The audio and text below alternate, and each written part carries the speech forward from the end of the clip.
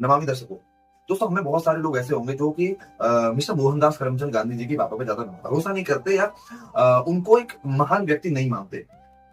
क्योंकि मेरे को भी, मैंने भी जितना उनके बारे में पढ़ने की कोशिश करी है, समझने की कोशिश करी है, मेरे को बार-बार यही जवाब मिलता है कि मिस्टर मोहनदास करमचंद गांधी अपनी राजनीति पे ज़्यादा फ़ोकस करते थे। मे बी मैं गलत हूँगा, कुछ लोग अलग सोचते होंगे, बट मेरा जो ओपिनियन है, वो अपनी राजनीति पे ज़्यादा फ़ोकस करते थे और वो एक राजनीतिक व्यक्ति ज़्यादा थे। और मेरे को राजनीतिक लोग जो राजनीति में ज़्यादा फ़ोकस करते हैं लोग, वो मेरे को ज़्यादा पसंद नहीं आते, मेरा पर्सनल ओपिनियन है। क्योंकि जिनको राजनीति पसंद होती है, जो राजनीति करते हैं, जो राजनीति में ज़्यादा फ़ोकस करते हैं, वो लोग सिर्फ़ अपने लिए ज़्यादा सोचते हैं। सबसे पहले अपने बारे में सोचते हैं, उसके बाद अपनी राजनीति के बारे में सोचते हैं, उसके बाद वो कहीं जाके थोड़ा-मोड़ा देश के बारे में सोचते हैं और कुछ बचता है तो वो जनता के बारे में सोचते हैं। इसलिए मेरे को राजनीति से रिलेटेड लोग थोड़ा कम पसंद आते हैं और मैं जितना भी उनके बारे में समझने की कोशिश करता हूँ, वो अपनी राजनीति को सबसे पहले प्रायोरिटी पे रखते थे।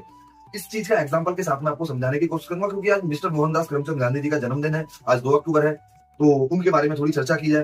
तो जब भगत सिंह, राजगुरु और सुखदेव जी को फांसी लगने वाली थी, तो जब फांसी की डेट फाइनल हुई तो उसके बाद मिस्टर मोहनदास करमचंद गांधी जी और इरविन, लॉर्ड इरविन, जो अंग्रेजी व्यक्ति थे, इनके बीच में एक गांधी और इरविन पैक्ट होने वाला था, समझौता होने वाला था। उसमें इन लोगों के बीच में समझौता हुआ, पूरे पूरे देश की नजरें थी कि मिस्टर गांधी जी रिक्वेस्ट करेंगे इरविन से कि भगत सिंह, सुखदेव और राजगुरु की फांसी न दी जाए या थोड़ा मोड़ा और दंड दंड दे दिया जाए, उनको फांसी न दी जाए। लेकिन हुआ क्या कि मिस्टर मोहनदास करमचंद गांधी जी को सिर्फ और सिर्फ अपनी राजनीति सूझी। वहां पे उन्होंने जो 1930 में सविनय अवज्ञा आंदोलन चला हुआ था, उन दोनों के बीच में डिस्कस हुआ, इरविन और गांधी जी के बीच में, कि उसको स्थगित कर दिया जाए स्थायी रूप से और गोलमेज सम्मेलन में कांग्रेस पार्टी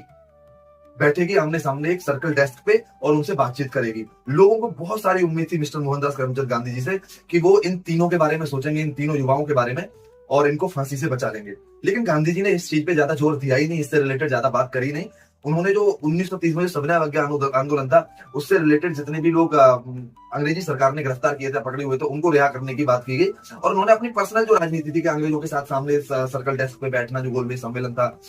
वहां पे जाके आपस में डिस्कस करने वाली बात है, मतलब अपनी राजनीति चमकाने के लिए कि आखिरकार लोगों को लगे कि हम कोशिश कर रहे हैं देश को आजाद कराने के लिए, तो उसके पीछे उनकी राजनीति चमकाई जा रही थी। तो आप यहां से समझ सकते हैं कि देश के युवाओं का जो पूरा देश इंतजार कर रहा था कि उनको आजाद किया जाएगा, गांधी जी हमारे कोशिश करेंगे लॉर्ड इरविन से बात करने की, लेकिन उस चीज से रिलेटेड उन्होंने कोई बात नहीं की। और जब लॉर्ड इरविन ने उनसे पूछा कि मैं उम्मीद करके आया था कि आप उनसे रिलेटेड कुछ ना कुछ बात करोगे, तो मिस्टर मोहनदास करमचंद गांधी जी ने उनको कहा कि आपकी अदालत है, वो उनके ऊपर फैसले ले रही है, उन्होंने हिंसात्मक कार्यवाही करी है, मैं अहिंसा के पक्ष में नहीं हूँ, मैं सिर्फ अहिंसा चाहता हूँ और अहिंसा से आजादी चाहता हूँ। और हम सब लोगों को पता है अहिंसा से हमें कितनी आजादी मिली है। वीडियो अच्छी लगी तो वीडियो को लाइक करना, चैनल को सब्सक्राइब करना, वीडियो को ज्यादा से ज्यादा लोगों के पास शेयर करना कि हम जो मिस्टर मोहनदास करमचंद गांधी जी को इतना महान मानते हैं, इतना बड़ा नेता मानते हैं। मैं ये नहीं कह रहा हूँ वो छोटे